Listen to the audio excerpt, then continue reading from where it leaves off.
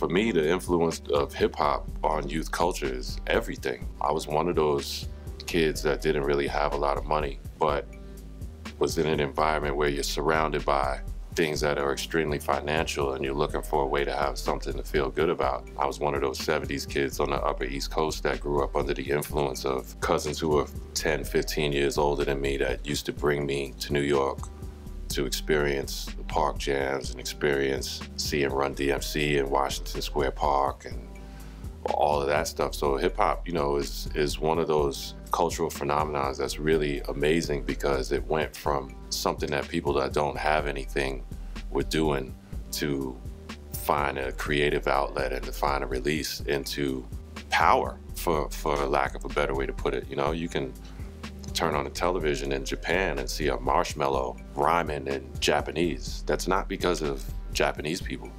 That's because of young brown kids in the United States who needed an outlet, you know, primarily the kids who were in the Bronx and the top of Manhattan, all the boroughs really, but obviously we know where the impetus is without turning it into a history lesson, but I come from that fabric. We were, you know, 70 miles down the highway from the Bronx, but it was almost as if we were in the park.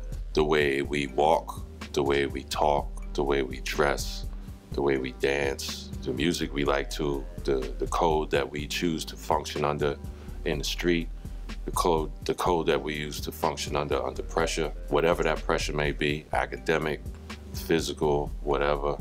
I think that hip hop has probably the absolute most organically powerful influence on youth culture of any piece of Americana that any of us could speak on, or any cultural dynamic worldwide. I don't think that the world has seen anything like hip hop prior to it, and I think all of us may be dead and gone before they see something that influences the world again in that way. As a grown man, I'm still influenced by hip hop, and that drives me and us towards our youth, towards our more youthful selves, towards our more creative selves, towards our more resourceful selves. So I think that it's an undeniable truth that without hip hop, the world would be a much cornier place.